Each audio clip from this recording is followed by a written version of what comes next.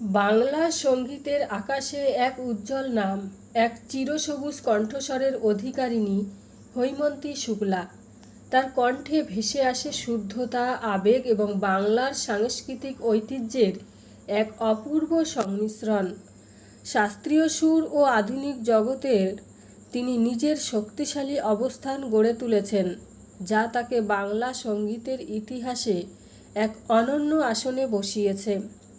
হৈমন্তী শুক্লার জন্ম পশ্চিমবঙ্গের কুচবিহারে 1949 সালের 2রা ডিসেম্বর।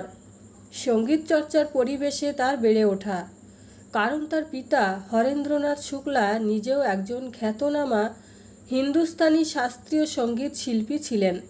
ছোটবেলা থেকেই বাবার সান্নিধ্যে সঙ্গীতের প্রাথমিক পাঠ শুরু হয়।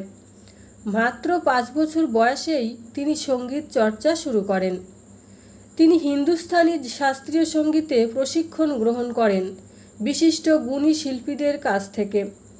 কল্পনা কার্তিক ও ওস্তাদ নেসার হুসেন খানের কাছে তালিম নেওয়ার পর তার গানে শুদ্ধতা এবং গভীরতা আরও পরিস্ফুট হয়ে ওঠে। তার কণ্ঠে কেবল সুর ছিল না, ছিল আত্মা ছোঁয়া এক অনন্য আবেগ।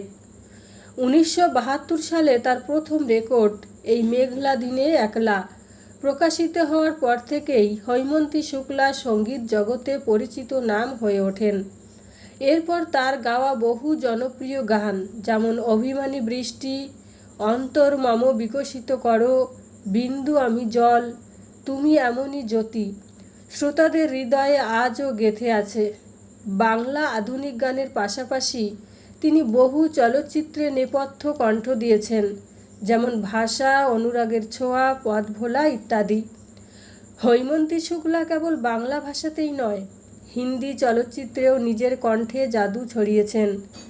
তিনি শ্যাম বেনেগাল পরিচালিত অনুতপ্তা ছবিতে কিশোর কুমারের সঙ্গে দ্বৈত গান গেয়ে হিন্দি সঙ্গীত জগতেও প্রশংসিত হন। তার গায়কিতে ছিল শুদ্ধ সঙ্গীতের সৌন্দর্য, মিষ্টতা এবং অভিজাততার ছোঁয়া।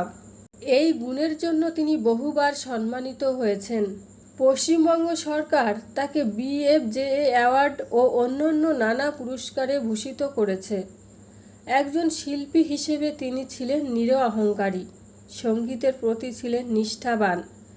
বহু প্রতিভাবান শিল্পীর মধ্যে হৈমন্তী শুক্লা আজও আলাদা করে স্বীকৃত, কারণ তার গান আজও শোনার সময় মনে হয় যেন এক অনন্ত ভালোবাসার ভাষা। আজও তার গানে মেলে ধরে বাঙালির আবেগ, ভালোবাসা আর গর্ব, ঠিক যেমনটা তিনি নিজেই এক জীবন্ত সঙ্গীত ঐতিহ্যের নাম।